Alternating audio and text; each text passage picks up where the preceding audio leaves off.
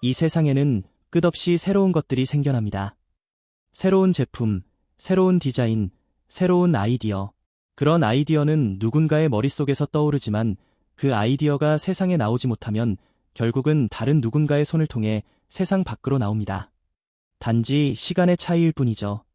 누군가는 생각만 하고 멈추지만 다른 누군가는 그 아이디어를 행동으로 옮깁니다. 그 아이디어는 이 세상에 꼭 나와야 했던 것이기에 하나님은 그것을 순종하는 사람을 통해 반드시 이루십니다. 어느 날 저는 책을 읽다 이런 문장을 보게 되었습니다. 우주는 계속해서 기회를 준다. 하지만 그 진동에 맞지 않으면 그 기회는 다른 사람에게 간다. 처음엔 놀랐습니다. 내가 오래전부터 갖고 있던 생각과 같았기 때문이죠.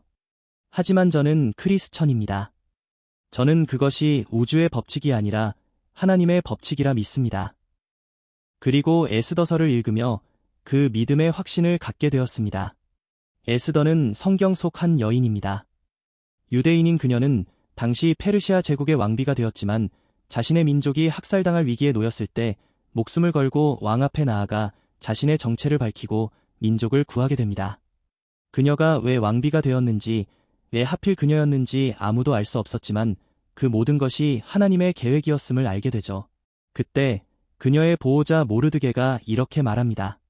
이때에 내가 만일 잠잠하여 말이 없으면 유다인은 다른 데로 말미암아 노임과 구원을 얻으려니와 너와 내 아버지 집은 멸망하리라.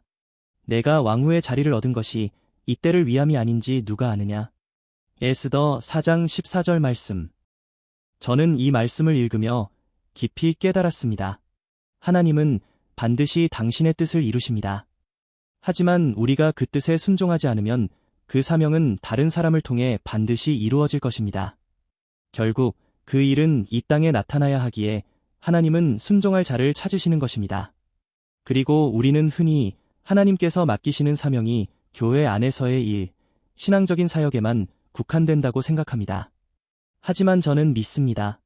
우리가 이 세상을 살아가며 어느 날 문득 떠올린 비즈니스 아이디어, 누군가를 위해 나누고 싶었던 따뜻한 말 한마디, 불현듯 마음속에 떠오른 돕고 싶은 사람, 그리고 세상을 더 좋게 만들고 싶다는 열망, 이 모든 것도 하나님께서 우리 마음속에 주신 것일 수 있습니다.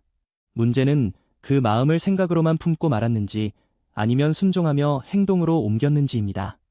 하나님은 당신의 일을 교회 안에서만 이루시는 분이 아닙니다. 우리의 일터에서, 가정에서, 관계 속에서, 그리고 우리만이 설 수 있는 삶의 자리에서 그분의 뜻을 이루길 원하십니다. 그래서 우리는 그 사이사이 주어지는 마음의 울림을 잘 분별할 수 있는 훈련이 필요합니다. 그저 스쳐 지나간 듯한 생각 속에도 하나님의 부르심이 있을 수 있고 순종하며 나아갈 때 그 일이 세상 속에서 빛을 발하게 됩니다. 지금 이 시간, 이 말씀을 듣고 있는 이 순간도 하나님의 뜻 안에 있는 자리라고 저는 믿습니다. 지금 내가 하는 일, 내가 있는 자리, 교회에서의 작은 봉사까지도 모두 하나님께서 계획하신 시간과 장소일 수 있습니다. 하지만 내가 그 사명을 모르고 느끼지 못한 채 살아가고 있다면 지금이 하나님께 더 가까이 나아가야 할 때일지도 모릅니다. 혹시 지금 하나님을 잘 모르고 특별한 부르심도 느끼지 못한 채 살아가고 있다면 이번 시간이 당신 인생에서 가장 중요한 부르심을 깨닫는 순간이 되기를 바랍니다. 기도하며 하나님의 음성에 귀 기울이고 지금 내게 맡겨진 일이 무엇인지 다시 물어야 할 시간입니다. 그리고 꼭 그분의 응답을 받으시기를 진심으로 기도하고 축복합니다.